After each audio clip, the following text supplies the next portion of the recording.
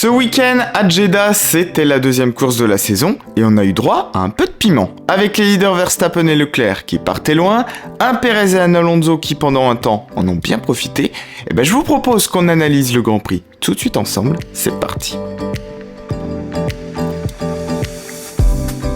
Alors en premier, on retient évidemment le départ en feu de Fernando Alonso qui pendant un temps a mené la course en prenant la corde dès le premier virage avant de devoir céder quand même rapidement face à Perez.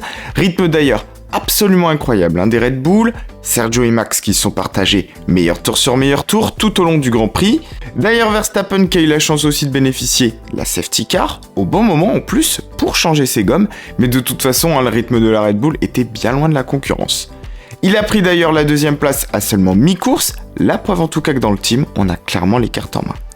Checo qui a une nouvelle fois fait le travail, qui a assuré sur un circuit qui lui plaît, puisqu'il avait déjà été à l'aise l'an passé, et il confirme en tout cas son titre de roi des circuits en ville. Malheureusement pour lui, Max offre dans le tout dernier tour l'ultime point du meilleur tour pour garder pour l'honneur la première place du championnat. En tout cas, malgré des petits soucis de fiabilité, le début de saison, il est absolument parfait pour l'équipe de Christian Horner. Il y en a un autre qui a tout maximisé, c'est Fernando Alonso, qui est finalement allé chercher un deuxième podium d'affilée, après les va-et-vient de la FIA, son 100e en carrière d'ailleurs, au volant d'une Aston toujours aussi rapide. Attention quand même aux petites erreurs inutiles qu'ont failli leur coûter le podium, mais il montre encore une fois qu'il est toujours aussi solide et qu'il faudra compter avec lui. Derrière, bonne stratégie pour Mercedes qui permet à Hamilton de devancer les deux Ferrari grâce à son run-up de dur qui était quand même difficile à mener mais qu'il a su faire durer longtemps pour ensuite enchaîner en médium, et aussi de Russell qui s'inscrit définitivement en taille patron et qui prend une belle 4e place.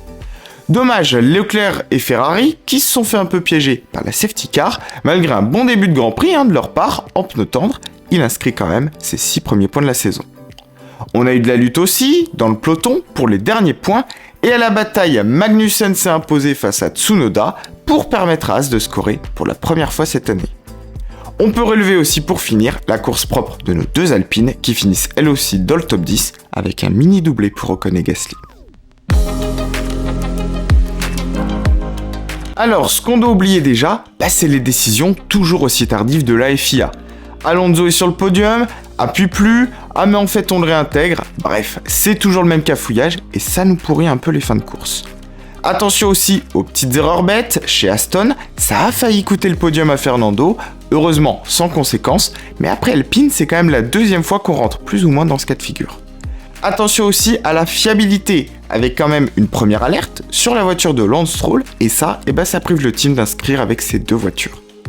En tout cas, quoi qu'il arrive, c'est des problèmes qui sont bien plus légers que ceux de McLaren, qui restent encore sur un score vierge après Jeddah, et pourtant Piastri avait déjà fait du bon travail en qualif avec une première Q3, mais l'effort a été finalement ruiné assez tôt avec une touchette face à Gasly. Norris lui de son côté était trop loin pour espérer quelque chose. En tout cas, on côtoie encore le fond de classement chez les papayes, et c'est maintenant la dernière équipe avec AlphaTauri à pas avoir ouvert le compteur.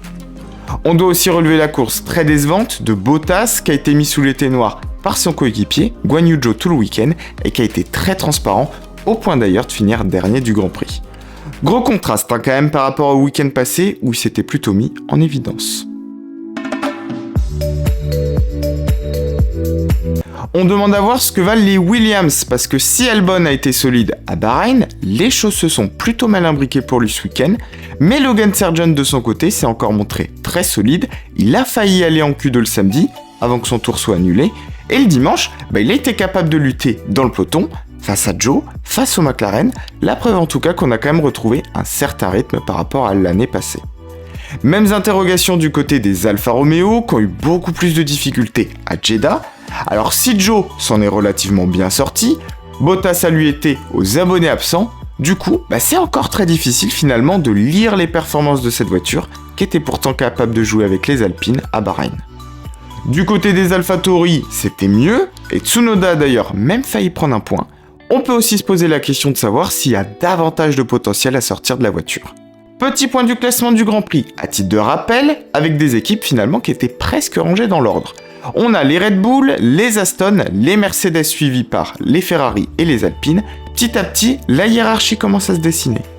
Côté championnat pilote, Verstappen et Perez trustent encore et toujours les premières places. Alonso confirme qu'il se battra bien pour être le meilleur des autres. Côté constructeur, Red Bull affiche déjà plus du double de points d'Aston et Mercedes en deuxième place, qui s'en sort d'ailleurs plutôt bien avec une belle fiabilité et un petit regain de forme à Jeddah. Pendant ce temps, Alpine prend la 5e place à Alpha et Haas rejoint Williams. Prochain Grand Prix les amis, on fait le tour du globe, direction Melbourne pour le Grand Prix d'Australie, et ce sera sûrement la fête là-bas, comme toujours, pour venir encourager leur pilote, Oscar Piastri, qu'on aura à mon avis bien besoin. Et ce sera donc dans 2 semaines, donc préparez-vous. Voilà, j'espère que vous avez aimé ce petit débrief les amis, faites-le moi savoir par un petit like et en commentaire, je compte sur vous. Et puis évidemment, n'oubliez pas de vous abonner pour ne rien louper de la suite, et nous on se dit à très vite sur la chaîne, à bientôt.